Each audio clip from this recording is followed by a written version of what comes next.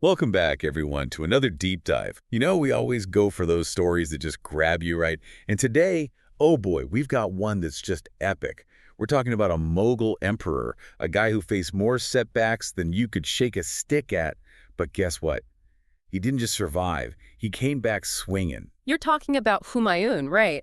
His reign, it wasn't just marked by military, well, let's just say missteps. It was practically shaped by them. Sound like he had a rough go of it. Yeah, think about it. He inherits this massive empire, right?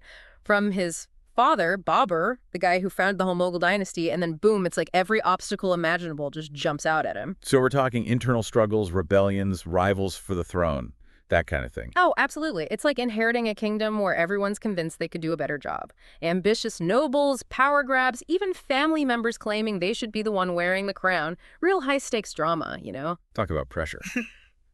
But it wasn't all palace intrigue, right? Our sources mention some pretty serious conflicts with other rulers, too.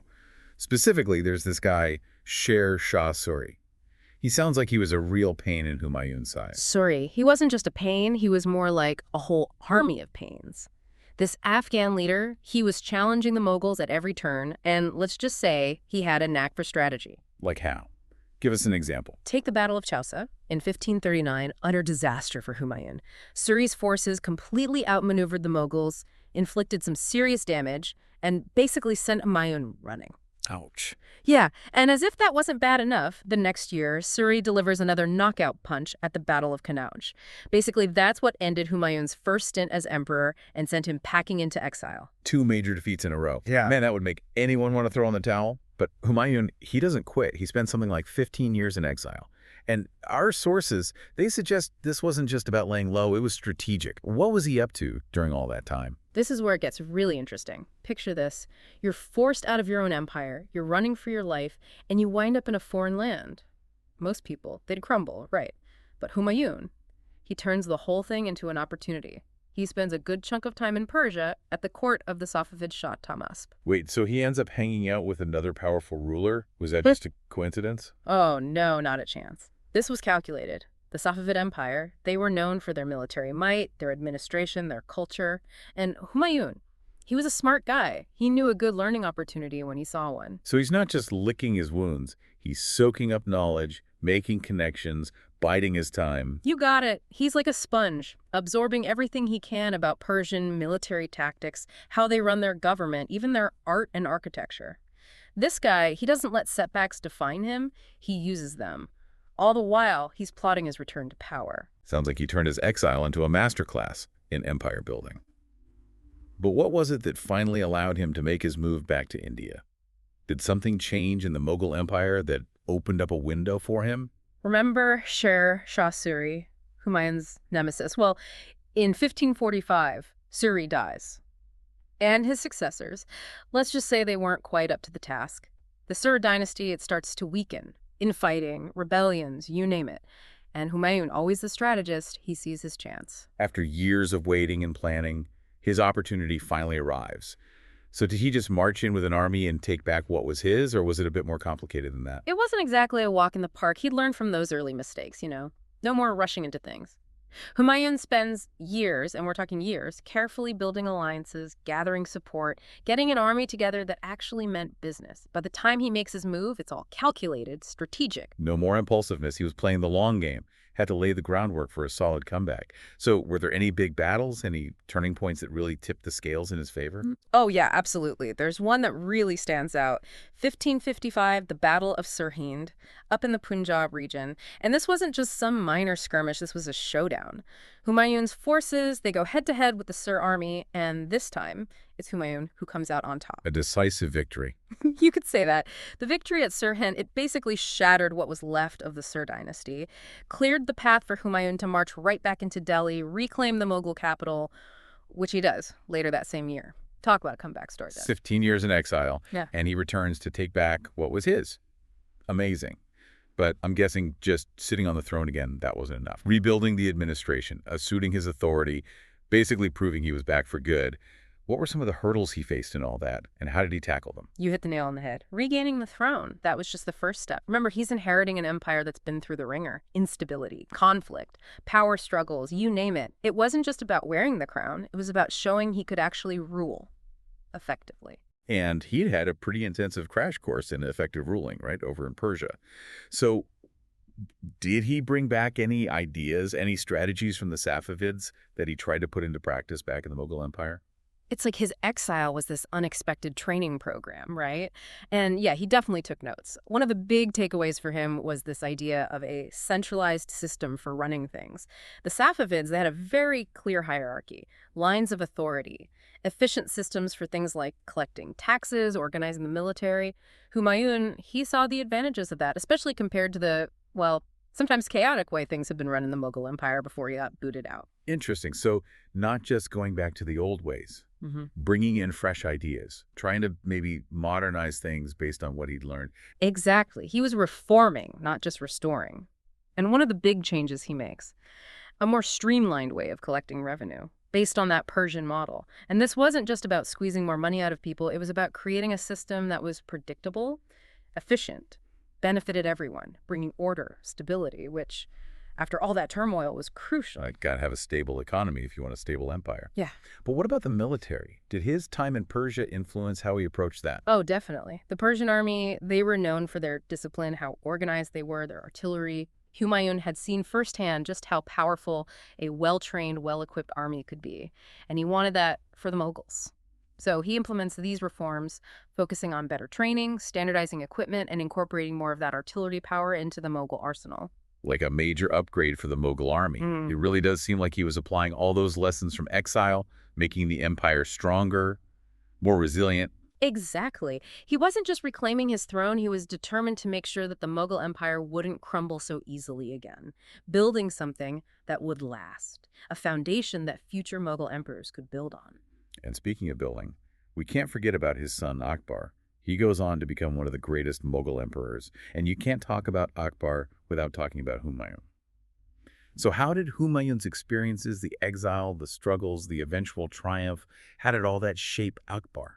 That's the million-dollar question. It's something historians still debate, you know? What specific lessons did Akbar learn from his father? It's hard to say for sure, but think about it. Akbar, growing up, witnessing his father's rise, then the fall, then this incredible comeback, those events, they must have had a huge impact on him. His worldview, his understanding of power, his own leadership style. It's like Humayun's life was this living, breathing case study in the art of ruling an empire. The good, the bad, the strategic thinking, the resilience, a valuable education, even if it wasn't intentional.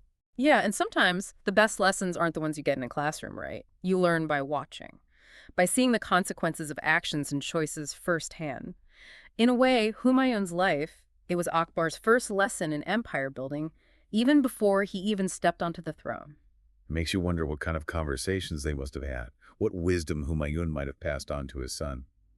But even beyond those personal interactions, Humayun's actions, those reforms, his efforts to make the empire strong, they created a more stable, secure foundation for Akbar to inherit. Absolutely. Humayun's reign, even with all the ups and downs, it was a turning point, a period of, yeah, adversity, but also adaptation, innovation, and, in the end, resilience. Those qualities, those lessons learned the hard way, they were invaluable for Akbar as he embarked on his own journey as emperor. It's incredible to think that even when things looked bleak, even when he was forced into exile, Humayun never lost sight of that goal, never gave up on his ambition. And in doing so, he not only took back his own throne, but he set the stage for one of the most remarkable chapters in Mughal history. It really speaks to his character, his strategic mind, and that unwavering belief in himself, in his dynasty. It's a reminder that history is full of surprises, twists and turns you wouldn't expect. Sometimes the greatest comebacks, they come from those who face the toughest challenges. Humayun's story, it tells us that even when it seems like all is lost, there's always a chance for renewal, for a triumphant return. And sometimes, those tough times, those trials, they're what shape the greatest leaders. So we've covered a lot of ground here, explored Humayun's early struggles, his time in exile, that strategic comeback, the reforms he put into place to make the Mughal Empire stronger. We even touched on how his experiences influenced his son Akbar, who would go on to achieve some pretty amazing things as emperor. It's been quite a journey, a look at a pivotal period in Mughal history. It often gets overshadowed by the grandeur of Akbar's reign, but it's crucial to understanding how the empire evolved. Now, we're going to shift gears a bit. We're going to take a closer look at another fascinating aspect of Humayun's legacy, his architectural projects. Yeah, these buildings, they offer a glimpse into his artistic vision, his ambition to leave his mark on the Mughal Empire. All right, so we've talked about the battles, the exile, the big comeback, but what about the buildings? What kind of architectural legacy did this guy leave behind? Well, you got to remember, his reign was kind of cut short by that long exile, right? So he didn't have as much time as some of the later Mughal emperors to really go all out with construction projects, but the stuff he did build, pretty interesting, especially when you consider what we know about his personal taste. Okay, lay it on me. What are we talking about here? Grand palaces, giant mosques, maybe a lost wonder of the world tucked away somewhere? Not quite a lost wonder, but there's this mosque, the Kachpura Mosque in Agra. Dates back to the 1530s, before his exile. It's not as massive or as fancy as some of the later Mughal buildings, but it's cool because it shows this mix of architectural styles. Oh, like what? You see elements of Lodi architecture, which was the style in Delhi before the Mughals showed up, but you also see these hints of Persian influence, stuff that would become much more prominent later on in Mughal architecture. So even early on, he's already blending things together. Yeah. Different influences, almost like a sneak peek at the Mughal style that would really take off under Akbar. Right? Exactly. And speaking of Akbar, there's this really interesting link between Humayun's architectural choices and the projects Akbar took on later. One thing Humayun was really into: garden design. Gardens. Yeah, he was obsessed with these perfectly symmetrical gardens, geometric layouts, intricate water features. And guess what? Akbar, he takes that idea and runs with it, builds some of the most amazing gardens in Mughal history, like the ones at S8E3, directly inspired by those Persian gardens that Humayun loved so much. Wow, so even in something as, I don't know, seemingly simple as a garden, you can see Humayun's fingerprints on Akbar's work. Like this architectural DNA passed down from father to son, shaping how the whole Mughal dynasty approached design. Absolutely. And it wasn't just about how things looked either. Gardens, they were symbolic in Mughal culture. They represented paradise, harmony, the emperor's ability to bring order out of chaos. So when Humayun's building these gardens, he's not just like indulging a hobby, he's making a statement. Yeah.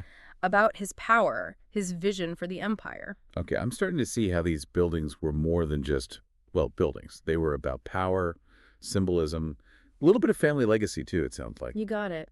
And there's this other project that really highlights this connection between architecture and power, the Dinpana. It's a citadel that Humayun started building in Delhi after he came back from exile. Dinpana.